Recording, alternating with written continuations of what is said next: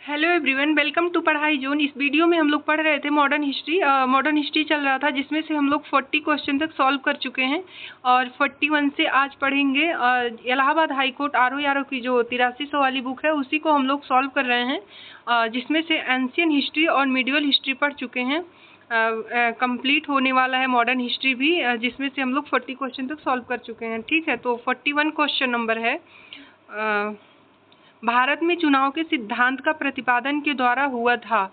तो इसमें option B सही है, भारतीय परिषद अधिनियम 1892 के तहत हुआ था। ठीक है, तो ये कह रहा है कि चुनाव के सिद्धांत का प्रतिपादन किस अधिनियम के तहत किया गया था। तो भारतीय परिषद अधिनियम 1892 के तहत किया गया था। ठीक है, तो ऑप्शन बी सही है।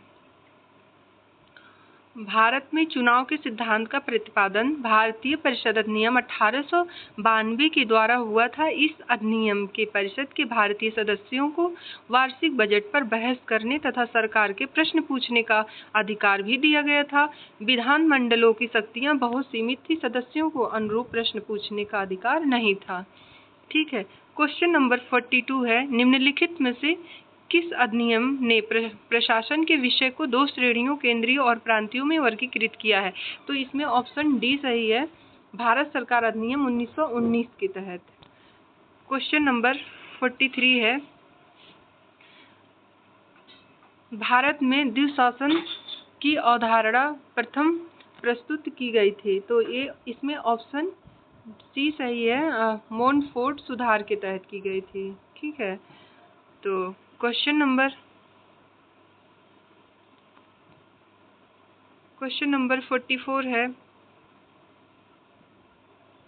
क्वेश्चन नंबर 44 है, इसमें देखिए जो बॉक्स में दिया है, शासन स्थापित हुआ था, मार्ले मिंटो सुधार 1909 में प्रस्तुत किया गया था। भारतीय शासन अधिनियम 1935 के द्वारा प्रांतीय स्वतंत्रता प्रदान की गई थी। साइमन कमीशन भारत में 1928 में आया था।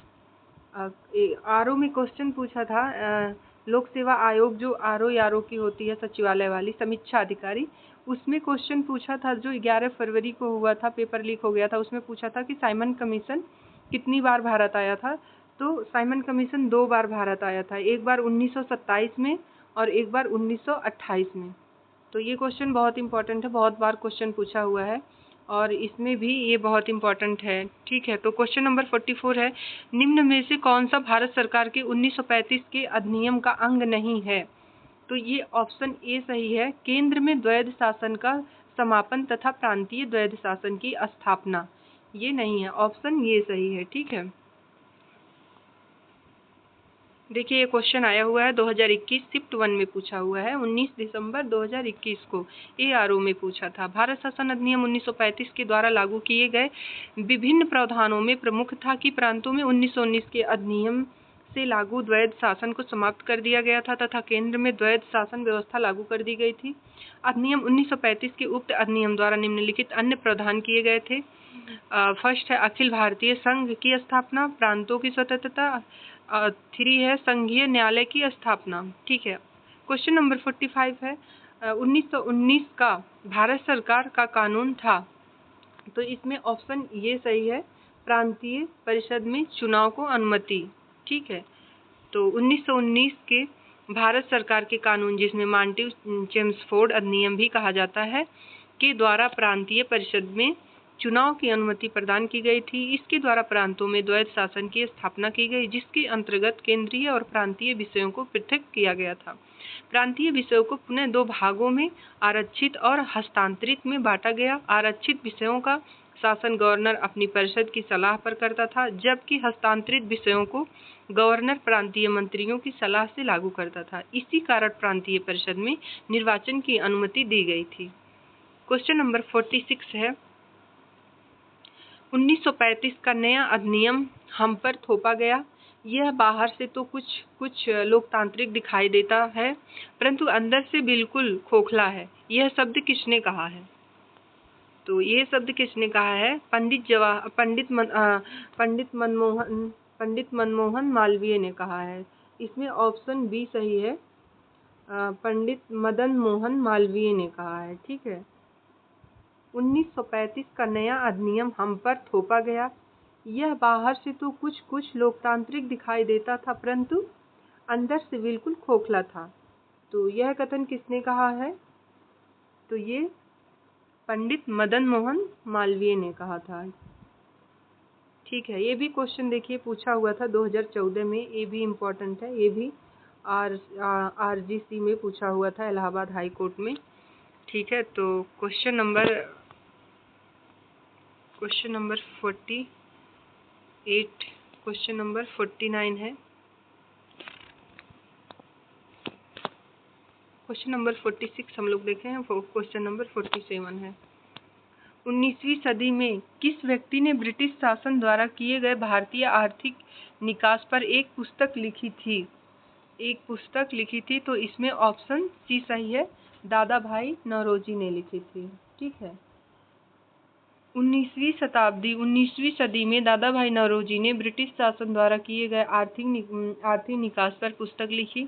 भारत से धन के निष्कासन का सिद्धांत सर्वप्रथम दादा भाई नौरोजी ने 2 मई 1867 को लंदन में ईस्ट इंडिया एसोसिएशन की बैठक में प्रस्तुत किया। दादा भाई नौरोजी ने politics and British rule in India नामक शोध ग्रंथ में भारत से धन के बहिर्गमन के सिद्धांत को प्रतिपादित किया। दादा भाई नौरोजी ने धन निष्कासन को समाप्त बुराइयों की बुराई, इविल ऑफ ऑल इविल्स बताया। ठीक है, क्वेश्चन नंबर 48 है।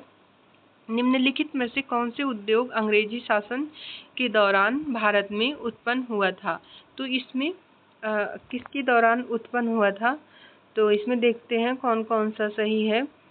तो इसमें ऑप्शन ए है सूती वस्त्र उद्योग, बी है, सेकंड है भारी अभियांत्रिक मशीन, तीसरा है कोयला खदान। तो इसमें ऑप्शन बी सही है, ए सही है और थर्ड, फर्स्ट और थर्ड। इसमें ऑप्शन बी सही है, फर्स्ट और third, first and second only, यानी कि सूती वस्त्र उद्योग और कोयला खदान। 19वीं सदी की शुरुआत के इंग्लैंड में बने सूती वस्त्र ने अमेरिकी, यूरोपीय और अफ्रीकी बाजारों में भारतीय कपड़ा सामानों की प्रतिस्पर्धा को सफलतापूर्वक हरा दिया।